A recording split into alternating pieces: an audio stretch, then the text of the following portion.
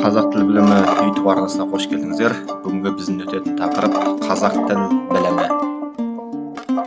Жалпы қазақ тіл білімі 4 үлкен салаға бөлінеді.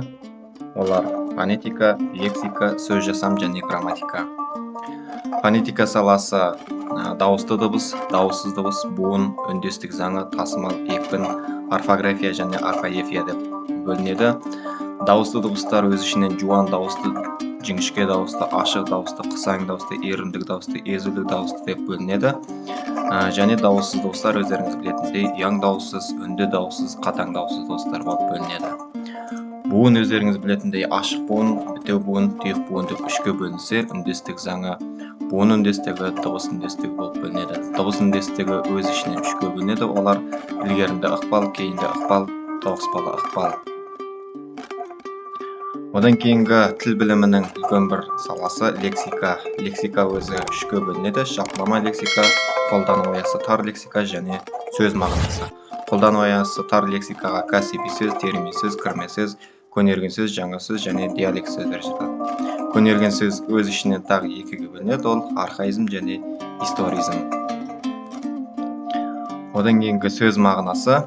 Сөз мағынасы тура мағына, ауыспалы мағына, көп мағына, синоним, антоним, амоним, табу сөз, эфемизм, дисфемизм, тұрақты тіркес, мақал мәтел болып бөлінеді.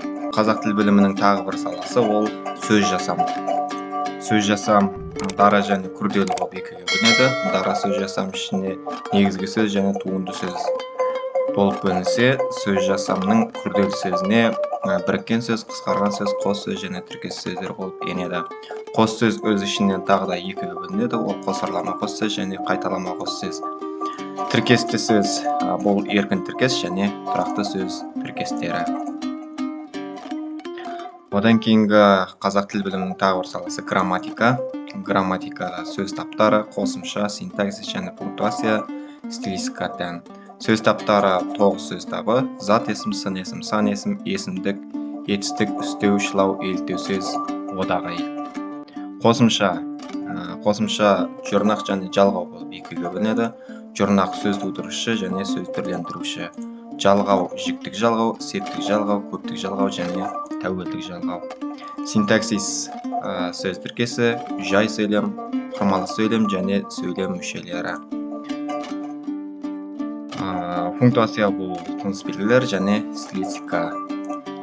Осымен бүгінгі біздің қазақ тіл білімі сабағымыз өз мәресіне жетті. Келесі сабақтарда кездескенше, егер де бұл сабақ ұнаған болса, біздің YouTube каналға жазылып, тіркелуді ұмытпаңыздар. Ол үшін YouTube арнаға кіріп, тіл білімі YouTube арнасына жазыламыз. Достарыңызбен бөлісе жүріңіздер. Келесі сабақта кездескенше, сау саламатта болыңыздар.